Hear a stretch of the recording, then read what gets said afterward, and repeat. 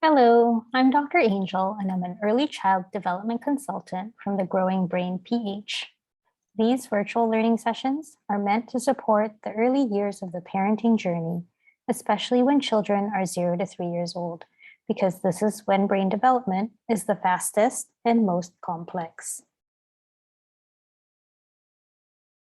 We haven't had a session in a while, so for those who are joining us for the first time, welcome. And for those who are returning, welcome back. Today, I'd like to talk about ways to support early learning. From the very beginning, when they are born, babies are learning from you, from themselves, and everything around them in this world. And we can support their early learning for language, thinking skills, self-control, and self-confidence.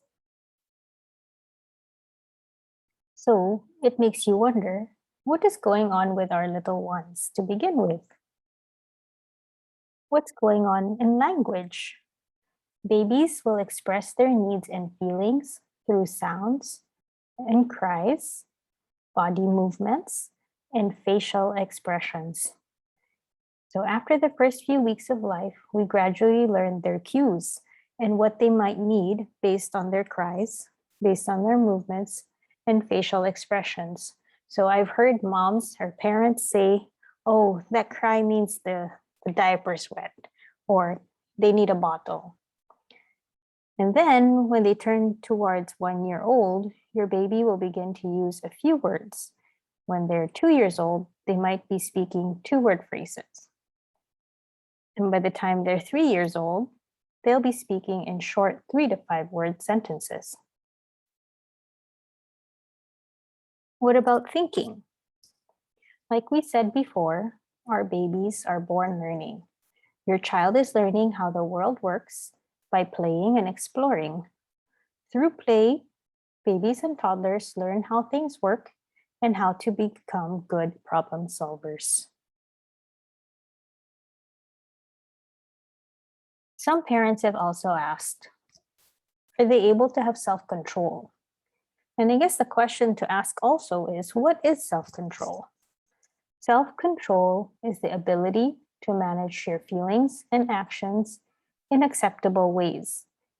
So for them, we'd like them to learn to wait, to learn to share, and to work out problems. So do our little ones have self-control? The answer is actually not yet, but they are learning it, and they are learning it gradually. And what they actually need is practice. And we'll share a few more tips before we end on how to help them practice so that they can eventually gain self-control and be able to do all the things that we've mentioned. What does it mean to have self-confidence? Your child is learning that they are very special people. You want them to feel loved, recognized, recognize that they're unique, that they can be smart, they can be fun and capable. And actually, when children feel good about themselves, they are more confident and probably more willing to take on new challenges also. So the next few slides are suggestions. Pick up what might be helpful for you, leave behind what doesn't. If you have suggestions, we welcome them in the comments below so we can all learn as a community.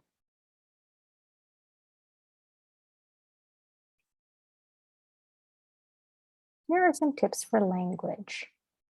I'd like you to be encouraged to watch and listen to see how your baby is communicating, what she is thinking, and what she's feeling. You can see if they frown, see if they're looking at you, if they feel comfortable. The second one is to repeat both their sounds and the words that they make. When you repeat them or when you use these back and forth conversations, they're learning the concept of language. Another thing that you could do, and this helps create a language-rich environment, is to also read. You can sing and you can tell stories. These are actually fun ways to help your child understand the meaning of new words and ideas. You can also talk about what you do together as you play, do errands, or visit friends and families. But because it is pandemic times, maybe these visits can be online or at the time when it's actually safe for us to go out in communities again. For thinking skills, I'd encourage your child to explore toys in different ways. So, exploring already includes touching it, picking it up. Some of them might put it in their mouths and taste it. They might bang it, stack it, and shake it. These are many ways of exploring toys. And what would be nice is if we don't limit it too much. But of course, if they're eating the toys, we want to make sure that the toys are clean. Turn everyday routines into playful learning moments. What does that mean? An example could be bath time. Bath time can be a time for learning about the idea of wet versus dry, that things can sink or float in the water. You can do body parts as you wash the different body parts, washing your hair, washing your tummy, washing your toes. So these are just some ways to just incorporate learning in your everyday activity. I also highly encourage you to sometimes follow your child's interests because children will learn best through activities that excite them. So they might have picked up a block, and rather than changing the direction of playing with, let's say, a book instead, because they picked the block, maybe you can play with the blocks first and see what your child is thinking about with those blocks. And you should know as your child nears 3 years old, you can start asking them questions that get him or her thinking. For example, when you're reading a book together, you can ask, why do you think the girl is laughing? Or where do you think they'll go next? Or if this is a book that they've read several times, you can playfully ask, who are we going to see on the next page? And so it becomes more playful and fun. For self-control, you can use words to help your child understand his feelings, even if they're negative feelings.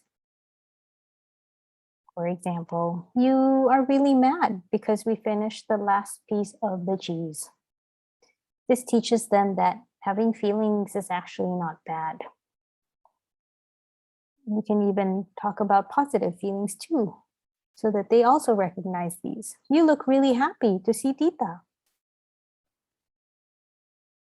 Another thing we can do to help with self-control is to help them learn to make decisions. Give choices to older toddlers, like, would you like to read a book before or after we brush your teeth? Or do you want to wear your blue or your red pajamas? And so you're giving them choices and options to get things done. And it also gives them the ability to make decisions, which is important for self-control. Lastly, I think it's important to remember is to try to be an example of staying calm, especially when your child is being upset. Usually when we're upset is the time that we actually lose control. So for ourselves as adults, we can take a pause, take a breath, observe the reason behind your child's actions. And doing that might help you understand them a little bit more and hopefully not as upset. And doing this will help your child, him or her, to feel safe and that you can model that you can help them get back to being in control. So before solving a problem, sometimes it helps to identify feelings. It helps to be calm first before we go on to try to teach or be an example of what might have been more appropriate to do. And then the last one is that you can help build self-confidence. And you can do this actually by trying to minimize good job. I know that it's sometimes reflex to do it. It's actually more rewarding and it's actually clearer for the younger kids when you comment on what your child actually did well so that they would know what they can do again. You made that ring fit, yay! So your child recognizes that it's exciting when you get the ring to fit, or you get the ring into the toy. You can also help your child be a good problem solver. Give them support when she needs them to be so that they can be successful without completely solving the problem for her. So you can be playing a puzzle and she might be struggling. So maybe you'll show her which one's the next piece. Or you can give her a piece and ask, where do you think this piece would go? Or what do you think should happen next? So that you want to help your child or set your child up to succeed. But again, not necessarily solve the problem for them all the time. You can also give your child a chance to do things for themselves, like pouring milk from a small pitcher to their glass, scooping rice onto their plate, throwing away trash into a basket. Because as children reach the toddler age, they want to feel a level of independence. And when you give them opportunities to succeed with activities you know that they'll succeed in, this is very important and helpful for them. And then last, you want to be able to encourage your child to keep trying. So sometimes, especially because they're just learning skills, they might miss a basket, they might not do things right away or do them well right away. So you can encourage them. You're working so hard to get that ball in the basket. How about we try again? Sometimes we need lots of tries, right? So we can remind them. And after they've tried and they actually succeed, you can remind them, there you go, you kept trying and you did it. So it's always nice to comment on what went well. So I hope these tips and examples are helpful. If you enjoyed our discussion, don't forget to like and subscribe for more of our learning sessions. If you have questions, comments, and suggestions, don't hesitate to leave us a message below. See you again next time.